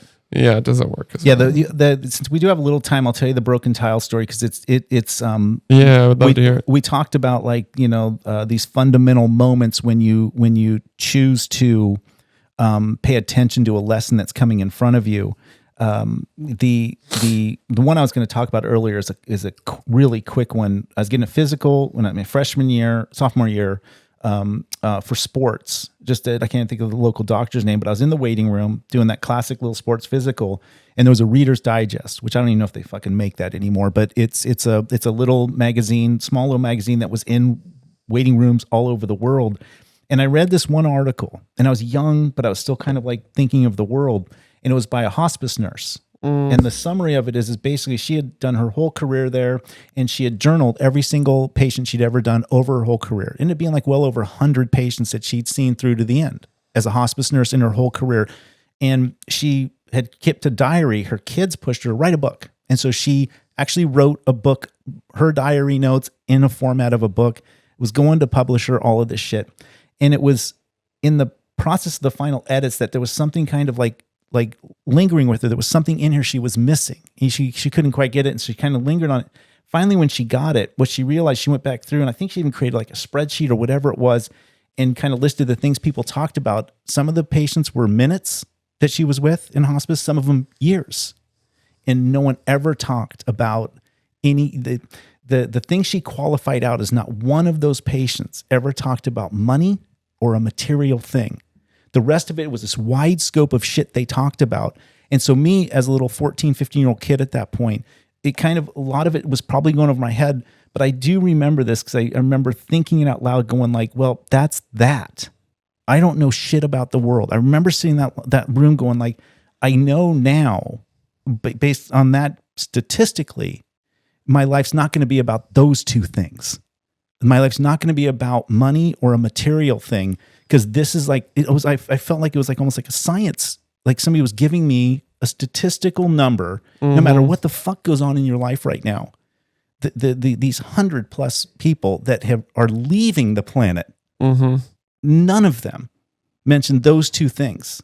Ever. It was just elevated with friends and relationships and family and stuff like that. Yeah, I think that's probably why we resonate so much whenever we connect, because that that is a big thing I learned as a kid too. Just being around death or being around my mother, who I think my mom with her first marriage with my dad, like that was their biggest fight, was my dad worried about finances, her saying, stop, I want to chase dreams. I want to chase opportunities. I want to chase experiences. And I care about money, but I don't care about money, Yeah. And so I knew she would tell me like that qualm, and throughout time, of just like her embodiment of never making it about money, make it about the dream, and so when I would be like, hey, I was like 25 and I'm like, I want to go to Burning Man. Yeah. And I'm like, but I don't have the money. Right. And she goes, all right, write out an agreement of how you can pay me back over time and I'll buy your ticket to Burning Man. That's amazing. It's not about the money. And I think that it kind of ties into what we were saying earlier, which is like, it always is. It always is. It always is. But that's a given. So it's not, there's no need to put a value on it. It has money has value in it itself. That's it. So then we can drop it. And it's about everything else that is going to give it value and substance. That's exactly Money it. doesn't give anything substance. No. We're living in a narrative where it does have this intrinsic value, and the narrative's not going to change. The narrative of a trust that money transacts events or transacts sales, that's just a narrative we're in, and I believe it, you believe it. It's happening right now in your business, but it means as much as it means everything and nothing at the exact same time, and that's true. You have to give it all the curation as if it was everything, but in that same breath, understand that it's almost like if you were to take a metaphor of like survival and you killing a deer for food, it's not about killing the deer. Of course you have to kill the deer, you have to eat, but it is like the sacredness and the substance of how you go about doing that. That's exactly it. You know what I mean? Yeah. You're not going to kill a deer for no reason. Yeah. If you're not going to eat it, if it doesn't have Yeah. But it does if you actually give it substance and value and like that coming of age. I feel like that's what, I guess that's a parenting thing, but that the rite of passage that we've lost along the way. I've been getting shit from Stacy. I had that same experience in the sun the other day in our apartment. I was kind of eating an orange, and I had that experience. I ate the entire orange as a living thing on the planet. Every single taste, I was trying to like connect it. And it seems really kind of weird, but it is sort of this sort of like understanding our place in all of this. Like that we just happen to be this skin bag of water, that this is our form. And then we have cognitive sort of awareness of we're doing things like this, but we're not too dissimilar as far as like the entire like expression of life that an orange would be. And so whether it be a deer, whether it be an orange, that gets into the deeper stuff. But no, it does. It's so true though. We are, I love watching wild, like Animal Planet and stuff, and just being like, wow, we're such just animals. We are. That are dressed up to like look like we're dressed up in drag. We're animals dressed up in drag. That's exactly it. And that makes funny. So the Cliff Notes version. That's what I'm naming the episode. That's my favorite part, is naming an episode. We're animals dressed up in drag. You go check out the best part of Broken Tiles is the fun I have with the titles, because it is one line that has nothing to do with anything, that it does not sound. I think the first episode was smack dab in the middle of two dudes. Is the name of the first episode, something like that, but it's something that Stacy said casually, nothing sexual, nothing to do with anything. Of course but I take the most controversial thing, usually what Stacy said. Yeah. Like I think one was Stacy hates Mother Teresa and outs Brian's OCD is the name of one. So shit like that. But Broken Tiles, and I'll do this very fast because it's very meaningful to me, but it's deep. So I think it was before, this was part of this actual podcast we talked about. When I talked about not coming home again, going back to throw the football with my friend, this is at the beginning of the podcast where I left Santa Cruz. I left at 21, 22 years old. The middle part of me moving back east was a trip to Italy. And Broken Tiles comes from that part of the trip. With my family, we're in the Vatican, and we were on a small little tour, just like to, kind of explain it.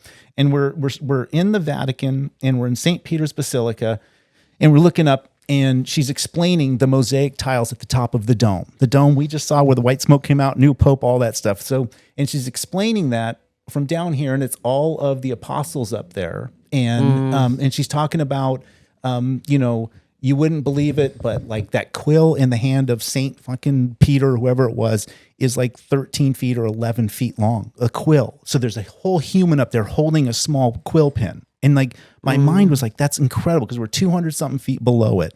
And she's like, you look up there and she's just giving you a frame of reference. And she's like, you can walk up there if you want. She goes, you can't go we warn you if you're claustrophobic, there's one point where it gets very thin. As you walk up, you can't go backwards. It's only up. And my parents, my brother are like, we're out. And I'm like, I'm going. And so you walk up there and you get to the top of the dome and you walk out on this little sort of scaffolding and you're looking up at there. And all I was going up there was to see what an 11-foot quill would look like. And when you get up there that close, you realize it's mosaic tiles and they're all fucking discolored. They're not black. They're broken. They're lumpy and shitty. Oh, so I'm up there and I'm looking at going like, and I still haven't had my revelation.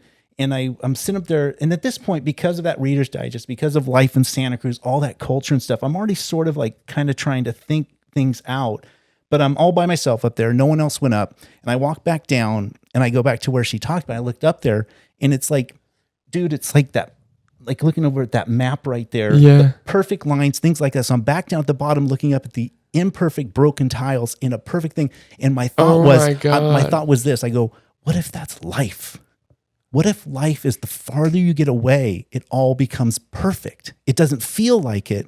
Whoa. And it's been a fundamental thing in my life. I tell it, and there's a longer part to that story, but mostly, dude, snaps. Mostly, I got chill. I get chills every time I tell it. Chills. I get chills a little bit because I think I had this really cool realization, which is this gets back to that part of like, if it comes in front of you, maybe just linger a little bit and make sure you're not missing something. Yeah. Because that moment at 22 years, 21 years old, whatever I was, 21, I guess, maybe even 20, but whatever, to sit there and I was almost walking out that door. Yeah. But I was looking up there, I'm like, there's something here. And I'm like, and I was thinking like, and it just came to me. I'm like, what if that is like our entire life, which is the farther you're away from it, like he's probably up there putting that together. And he's probably going like, fuck this. Is this even going to look like a quill? It's going to fucking look good. Yeah. And, but it's not, artistically, I think Michelangelo did that, I think. But I think he clearly as an artist probably knew, don't worry about it, guys. This is fucking money, what we're doing.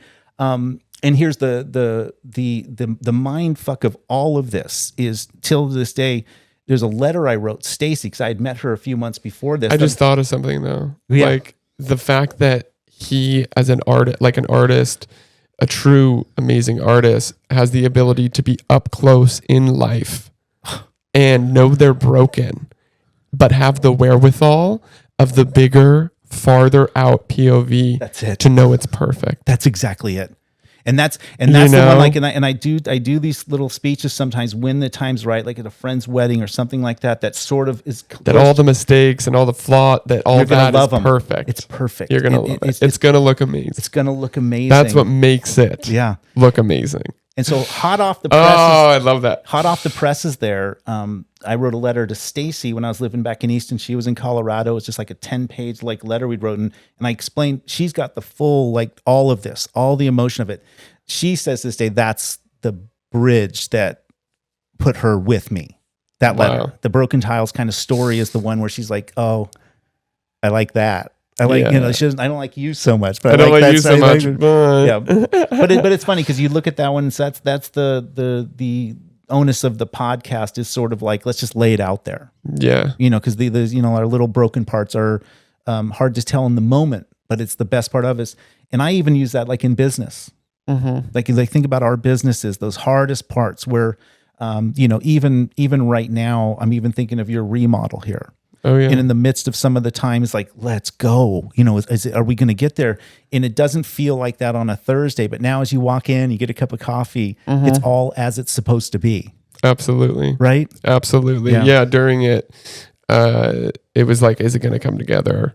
I don't know. It was taking so long, and then it was like the final grand opening. It was like everything worked out perfectly. Exactly. It's exactly how we want it. It's exactly, and you wouldn't. There's a lot of little lessons that you learn on your way there. Yeah, mean, to have when you take on a project that is very large, whether it's like this or whatever you're doing, and it is like the project's big enough where you can't quite grasp it all at once on whether it's going to pan out or not. You know, I think that is a true test of what you're building and your scale and where you're at, because it takes a lot of patience and a lot of trust and a lot of, I think, experience of like the trust comes with the experience. Totally. You know? Yeah.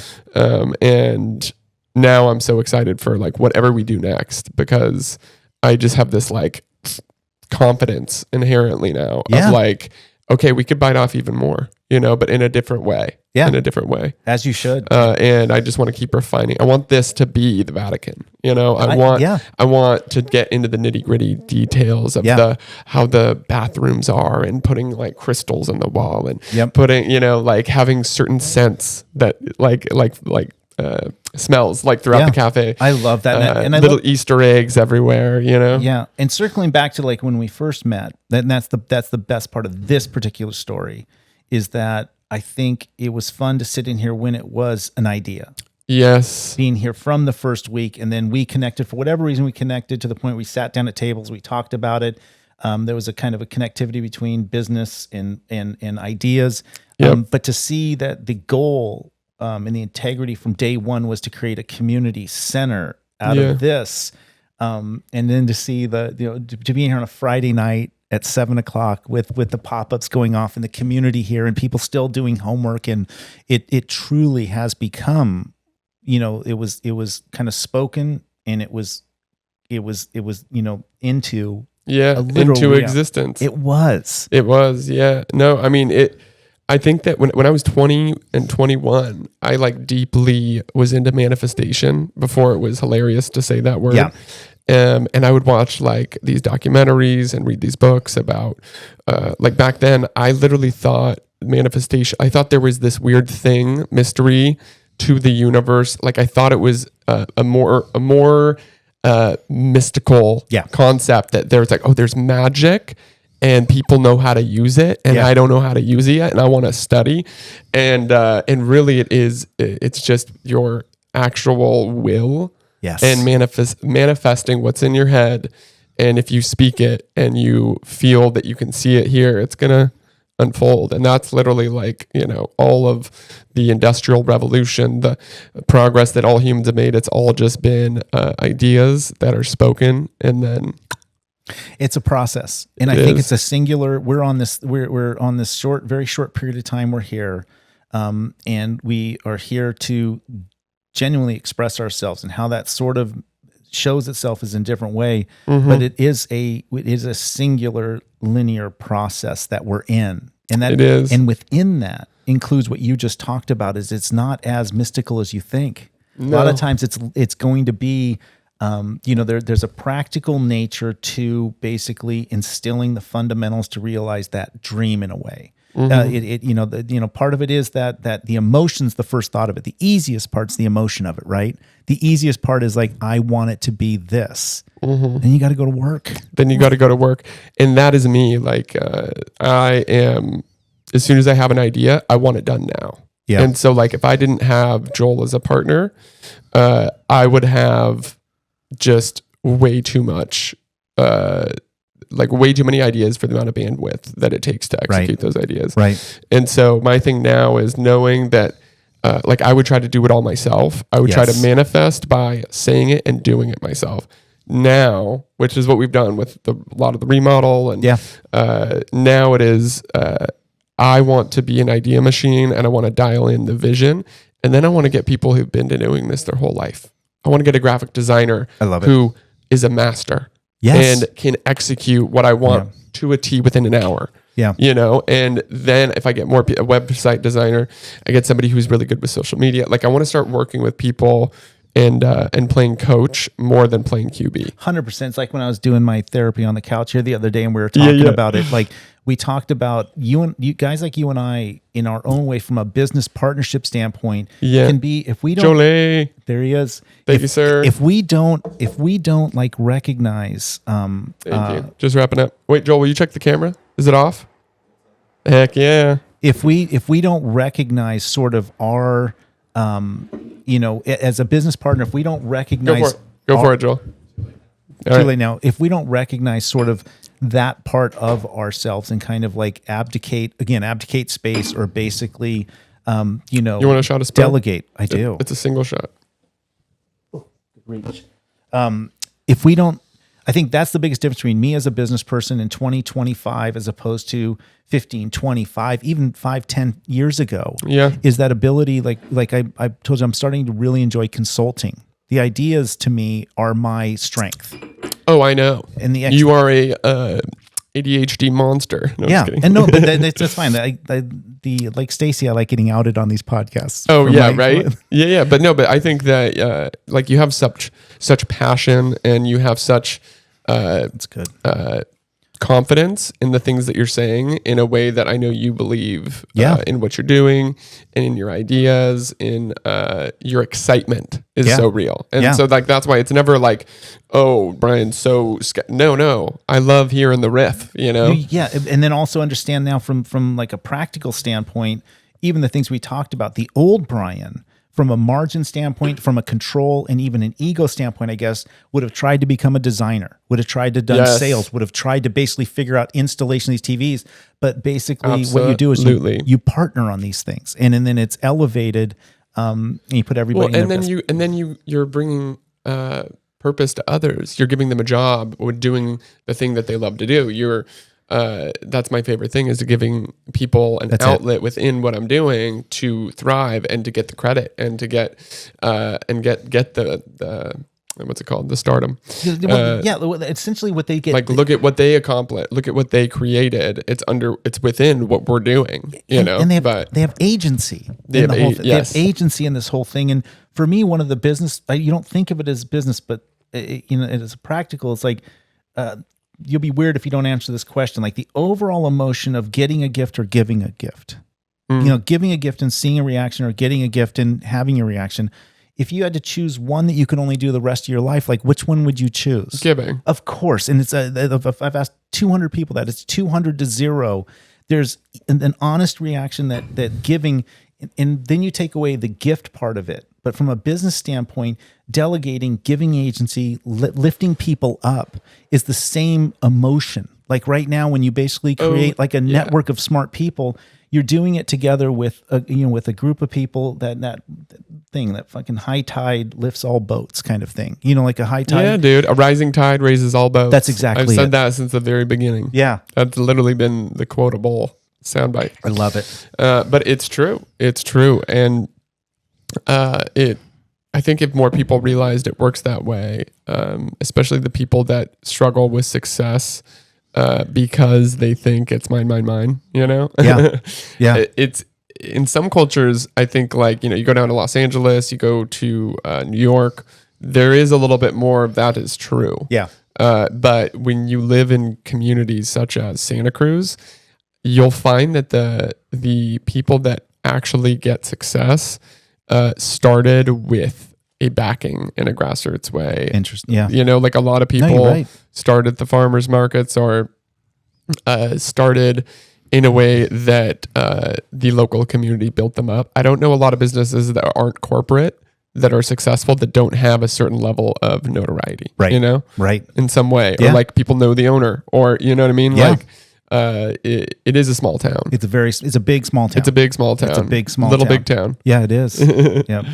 Well, what are some things that we can expect from you over the next 6 months, a year? Anything to look out for? Well, 4 magazines, probably 80 TVs. 80 TVs. The other thing too that we're really engaged in right now, it's our first cycle working with Event Santa Cruz, is we have moved into the promotion department. We're going to be presenting together at the Nexties. Yep. Swing out to the Nexties to see all the winners. Yeah, go to eventsantacruz.com, still buy tickets by hopefully the time this thing comes out. I don't know how fast Dude, you the turn this Nexties, around. when we won Best New Business at the Nexties, it was a big deal, and it altered our entire direction and gave us the confidence to keep going with our business. So shout out to Matthew Swimmerton for continuing to put on an award show for businesses in Santa Cruz. It's very cool.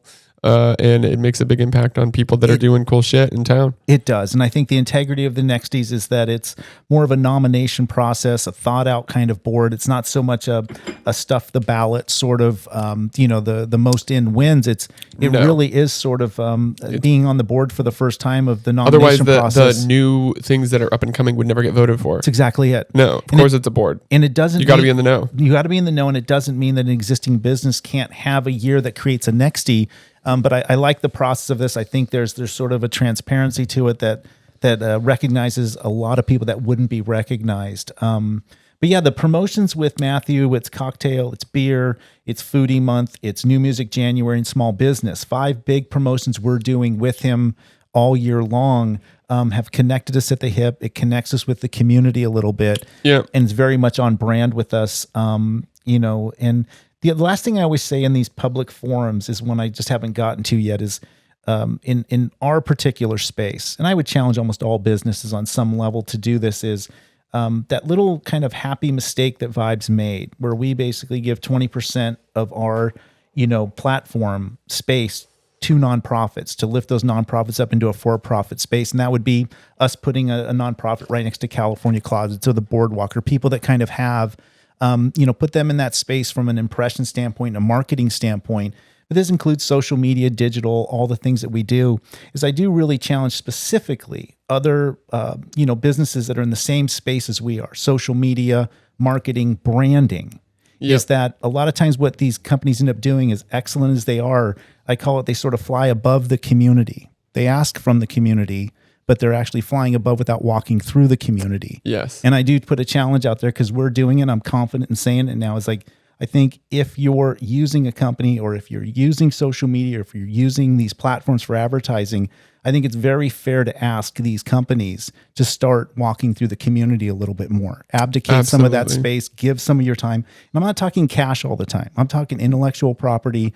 I'm talking about truly lifting some of these other businesses up. Whether it's putting some focus on their name and getting it out there. That's or, just building others' things that they're doing up. Yeah, and call it out especially when you have the power to do so. Yeah, to call it out specifically in general, like, we do the same thing. If it's going to be basically these sort of fantastical looks at drinks and food and travel, throw a nonprofit in every once in a while. Sure. Get them into the conversation in the midst of your other conversation.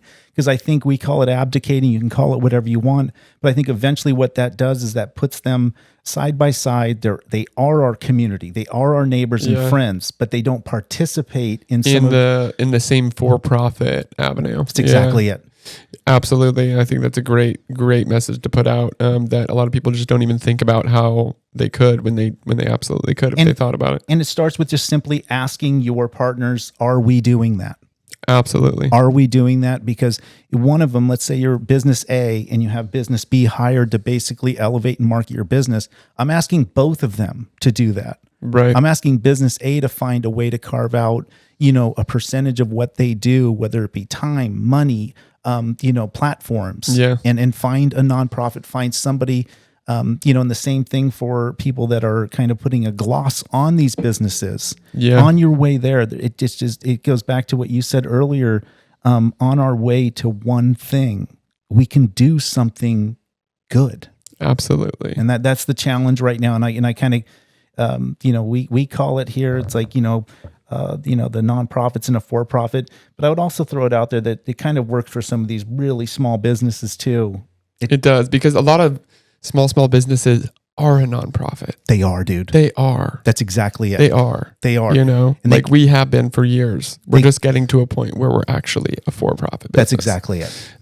And so I think that, whether it's a traditional nonprofit or it's a small business that is on the come up and trying to get there, I think we can do our part along the way. 100%. And we can all succeed. Yeah.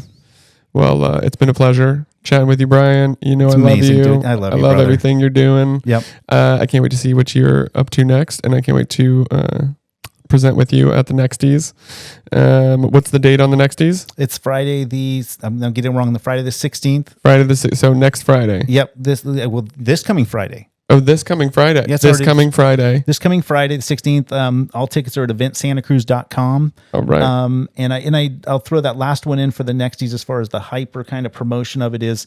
It gets into that deal where these are, when you look at the list and you look at the winners of this, it is an absolute direct reflection of our community. And not only that, a lot of the people that are working hardest in this community to create a community. Absolutely. And it's really worthwhile to go drop $30 and go clap for them for a few minutes. Yeah, it makes a huge, huge difference and a huge impact when you're there in person and you hear people cheering you on for what you're doing. And we're bringing the party. Our house DJ, Select to 7, who you know now, Osha. Dude, he's great. He's DJing the whole thing. He's master of ceremony. So he's bringing his crew. He's going to be pre-party, post-party, and also kind of running it through the whole thing. So amazing. It'll be a thing, as far as at the very least, some good food, good drinks, music from Select to 7. And a good time. All right. Well, we hopefully see you guys there this Friday at the Nexties. And I'm sure we'll do this again, Brian. We will. We have to. All right. Much love. All right, brother. Love you. See you guys.